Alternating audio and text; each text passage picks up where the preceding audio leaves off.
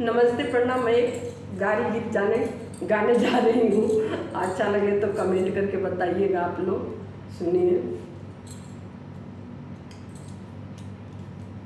बड़की थ्रेसर हिया, बड़की थ्रेसर हिया, छोटा की मशीन हो जा मीन छोड़ के उड़तारी।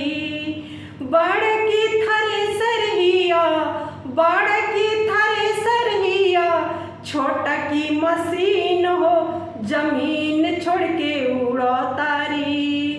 हमरा समधी के बहिन हो जमीन छोड़ के उड़तारी। हमरा समधी के बहिन हो जमीन छोड़ के उड़तारी। खाए के मांगे छिनरी, खाए के मांगे छिनरी, गरम जिलेबी पिए के मांगे ले ठंडा पानी हो जमीन छोड़ के उड़तारी।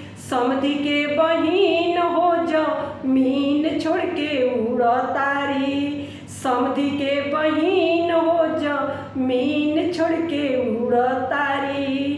बड़की थ्रेसर हिया, बड़की थ्रेसर हिया, छोटा की मशीन हो जमीन छोड़ के उड़तारी। समधी के बहिन हो जमीन छोड़ के उड़तारी।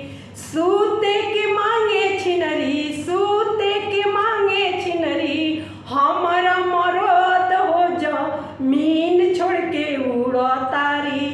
समधी के बहिन हो जमीन छोड़ के उड़तारी। समधी के बहिन हो जमीन छोड़ के उड़तारी। बड़की थ्रेसर हिया, बड़की थ्रेसर हिया, छोटा की मशीन हो जमीन छोड़ के उड़तारी। समधी के बहिन हो जमीन छोड़ के उड़तारी। समधी के बहिन हो जमीन छोड़ के उड़तारी।